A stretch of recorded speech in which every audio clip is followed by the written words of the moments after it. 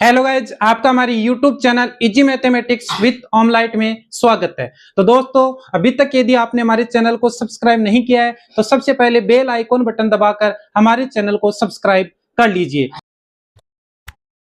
तो आज का हम पार्ट इस अच्छे सुविचार के साथ शुरू करते हैं कि संघर्ष के बिना कोई भी महान कहानी नहीं लिखी जाती। संघर्ष के बिना कोई भी महान कहानी नहीं लिखी जाती। तो दोस्तों, जब तक आप संघर्ष नहीं करोगे, जब तक आप मेहनत नहीं करोगे, आपकी संघर्ष की कहानी नहीं लिखी जाएगी। बिना मेहनत के सफलता नहीं मिलती। इसलिए सफल होने के लिए आपको मेहनत बहुत ही जरूरी है, मेहनत करनी पड़ेगी। जीवन में जीतने के लिए पहले खुद पर जीत हासिल करनी पड़ती है। यदि आप जीवन में सफलता प्राप्त करना चाहते हो, जीवन में जीतना चाहते हो, तो सबसे पहले आपको अपने मन पर काबू करना पड़ेगा, अपने आप को जीतना पड़ेगा। जब तक आप अपने आप पर काबू नहीं करेंगे, अपने मन पर काबू नहीं करेंगे, तब तक आप सफलता हासिल नहीं कर सकते। इसलिए यदि आपको जीतना है तो सबसे पहले अपने ऊपर काबू पाइए, आपको सफलता जरूर मिलेगी। तो अब अपना पार्ट शुरू करते हैं।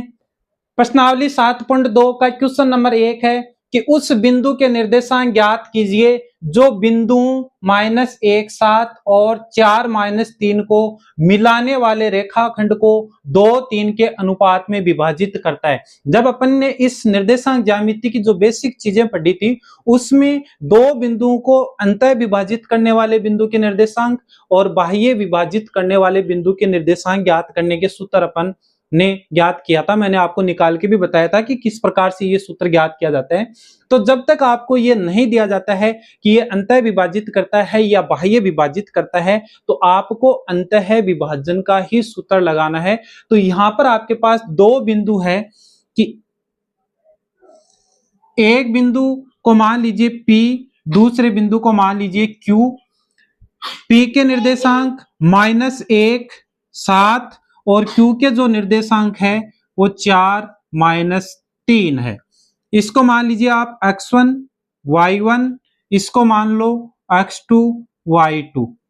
इनको विभाजित करने वाला कोई बिंदु, जैसे यहां पर कोई बिंदु R है जो P और Q को विभाजित कर रहा है, इसके निर्देशांक हमें ज्ञात करने हैं। तो इसके निर्देशांक मान लीजिए x y है, इसके निर्देशांक x y है।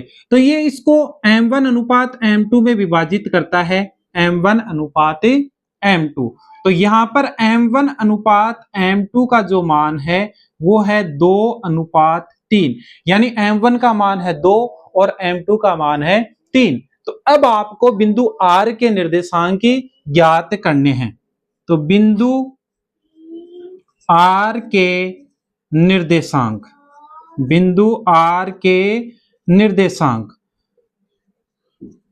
तो निर्देशांक ज्ञात करने का सूत्र यानी x का जो सूत्र होता है वो होता है m1 x2 plus m2 x1 बटा m1 प्लस m2। सीधी सी बात है, यदि हमें x का मान निकालना है तो केवल x वाले मान ही लेंगे, यानी ये x1 और x2 को काम में लिया जाएगा। तो सूत्र याद करने का सीधा सा आसान तरीका है, सबसे पहले m1 लिखते हैं, यानी इसमें 1 आ गया तो 1 के साथ 2 आएगा तो m1 x2।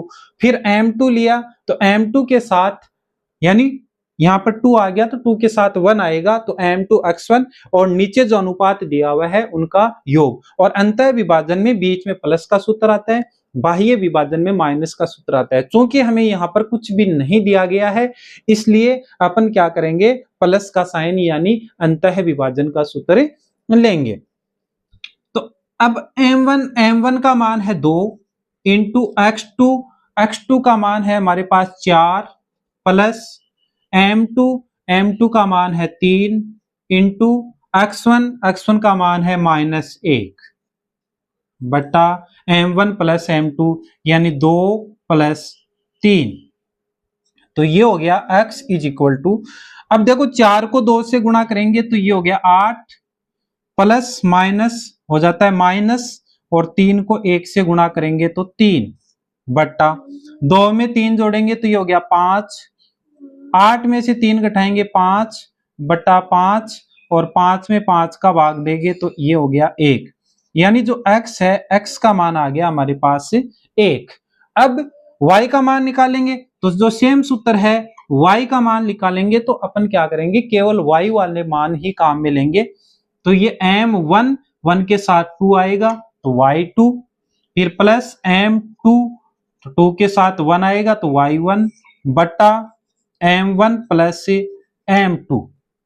ये y का अपन ने सूत्र लगा दिया तो y इज इक्वल टू, तो देखो m1 का मान है हमारे पास 2 इंटू y2 का मान है -3 प्लस m2 का मान हमारे पास 3 इंटू y1 का मान है हमारे पास 7, तो ये 7 बटा m1 प्लस m2, यानी m1 का मान है 2 और m2 का मान है 3। तो ये हो गया, 2 को -3 से गुणा करेंगे तो -6 प्लस 7 को 3 से गुणा करेंगे तो ये हो गया 21 बटा 3 प्लस 2 यानी 5। तो अब 21 में से 6 घटाएंगे तो 15 और 15 में 5 का भाग देंगे तो ये आ गया 3, यानी 5 3 15।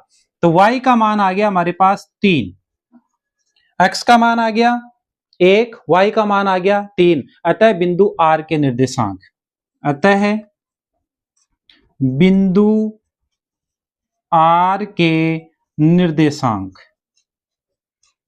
R के निर्देशांक यानी R x y is equal to, x का मान आ गया 1 और y का मान आ गया 3, तो इसका जो मान है वो आ गया 1 और 3। तो R x y का जो मान है वो आ गया 1 और 3, यानी बहुत ही आसान क्वेश्चन है, बहुत ही सीधा क्वेश्चन है। आपको केवल अंतः विभाजित करने के सूत्र याद रखने और सूत्र भी बहुत ही सीधे हैं, आप आसानी से क्वेश्चन को हल कर सकते हैं। क्वेश्चन नंबर 2, बिंदु 4 -1 और -2 -3 को जोड़ने वाले रेखाखंड को समत्रिभाजित करने वाले बिंदुओं के निर्देशांक ज्ञात कीजिए। यानी ये आपका कोई बिंदु ए बी है, पहला बिंदु ए है, दूसरा बिंदु बी है। ए के निर्देशांक दिए हुए हैं 4 -1, बी के निर्देशांक है -2 और -3। इसको मान लो x1, ये y1, ये x2 और ये y2।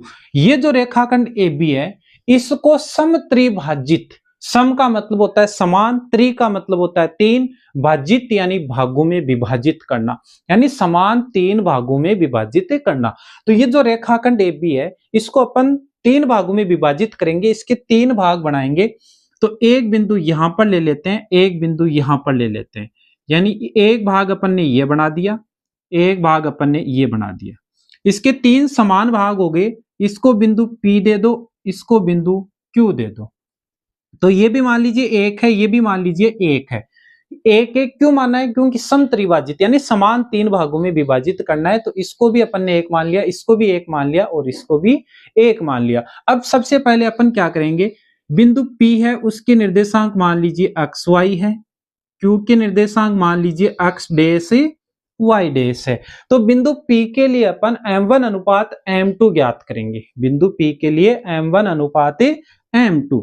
तो बिंदु P के लिए, बिंदु P के लिए m1 अनुपात m2 is equal to, P के लिए यानी P को अपन यहां से ऐसे बंद कर देंगे तो P के इस तरफ बचा कितना 1 और इधर कितना बचा 1 + 1 यानी 2, यानी ये 1:2 में विभाजित करता है। तो m1 अनुपात हो गया, m1 अनुपात m2 हो गया 1:2। इस प्रकार से बंद कर लो, इधर 1 बचा और इधर 2 बचा, तो ये हो गया 1:2। अब बिंदु P के निर्देशांक, बिंदु P के निर्देशांक, तो बिंदु P के निर्देशांक अपन ने माने हैं XY।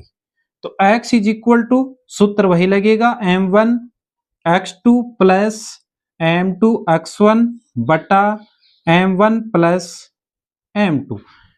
यदि अभी तक आपने चैनल को सब्सक्राइब नहीं किया तो सबसे पहले चैनल को सब्सक्राइब कर लीजिए, सब्सक्राइब करना और लाइक करना मत भूलिए।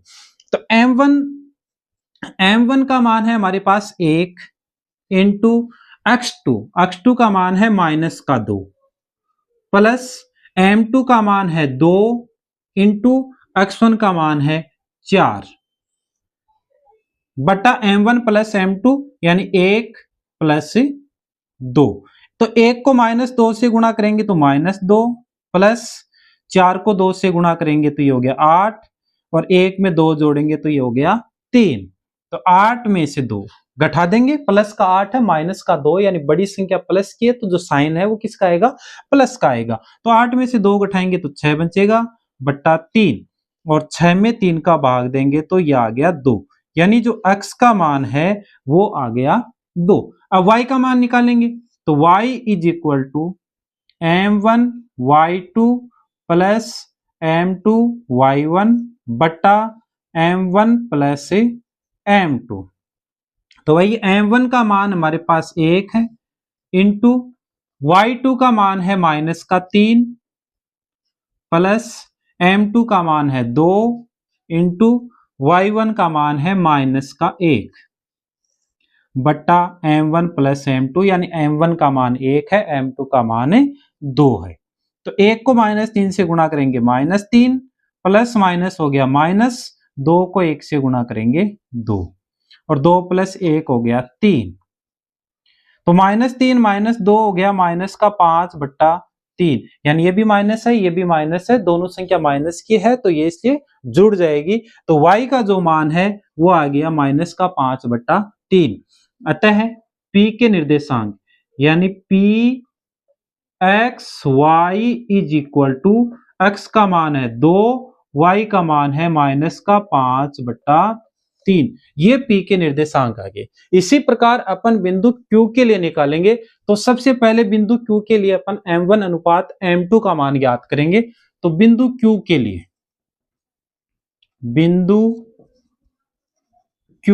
लिए m1 अनुपात m2 is equal to, q के लिए निकालेंगे तो q को बंद कर लो। अब q के इधर क्या है 1 प्लस 1 यानी 2 हो गया और उस साइड में कितना है 1 है, तो पहले 2 है बाद में 1 है, तो m1 अनुपात m2 हो गया 2 अनुपात 1। तो अब बिंदु q के निर्देशांक, अतः बिंदु q के निर्देशांक, बिंदु q के निर्देशांक, तो इसको अपन ने माना है x डैश, सूत्र वही लगेगा x dash is equal to m1 x2 plus m2 x1 बटा m1 प्लस m2, सेम सूत्र लगेगा। तो m1 x2 plus m2 x1 बटा m1 प्लस m2। अब देखो m1 का मान है 1, तो 1, x2 का मान है हमारे पास माइनस का 2, तो माइनस का 2 प्लस m2 का मान हमारे पास 2 इंटू x1 का मान है यहां पर देखिए 4 बट्टा, यहां देखिए m1 का मान, सॉरी अपन ने ये ले लिया m1 अनुपात m2, m1 का मान हमारे पास 2 है, तो m1 का मान तो है 2 और m2 का मान है हमारे पास 1, तो ये हो गया 2 प्लस 1, ये मान लेना था। तो 2 को -2 से गुणा करेंगे -4, 4 को 1 से गुणा करेंगे 4, 2 प्लस 1 हो गया 3, ये माइनस का 4 प्लस का 4 कैंसिल, तो 0 बटा 3, और 0 में किसी भी संख्या का भाग देंगे अपन 0 आता है। 0 में यदि किसी भी संख्या का भाग देते हैं तो 0 आता है, और किसी संख्या में यदि 0 का भाग देते हैं तो वो अनंत हो जाता है। y डैश निकालेंगे तो y dash is equal to m1 y2 plus m2 y1 बटा m1 प्लस m2। तो यहां देखो m1 का मान है 2 इंटू y2 का मान है माइनस का 3 प्लस m2 का मान है 1 इंटू y1 का मान है -1, नीचे m1 का मान 2 प्लस m2 का मान 1, तो 2 को -3 से गुणा किया माइनस का 6 प्लस माइनस हो गया माइनस, 1 को 1 से गुणा किया 1, 2 प्लस 1 हो गया 3, तो ये हो गया माइनस का 7 बट्टा 3। इस प्रकार से अपन ने x डैश का मान भी निकाल लिया, y डैश का मान भी निकाल लिया। अतः q के निर्देशांक यानी अतः q x dash y dash is equal to, तो x डैश का मान है 0 y डैश का मान है -7/3। इस प्रकार से अपन आसानी से क्वेश्चन ज्ञात कर सकते हैं। बहुत ही सीधे सीधे क्वेश्चन है और बहुत ही सरल क्वेश्चन है और पूरी प्रश्नावली सरल है और एग्जाम में भी 7 से 8 नंबर की आने वाली है, तो आप इसको बहुत ही आसान तरीके से समझ सकते हो। तो आज का पार्ट यहीं पर समाप्त करेंगे। यदि आपको हमारे वीडियो अच्छे लगते हैं तो वीडियो को लाइक कीजिए, शेयर कीजिए, कमेंट कीजिए, हमारे चैनल को सब्सक्राइब कीजिए। मिलते हैं अगले नए पार्ट में, तब तक के लिए बाय, डन।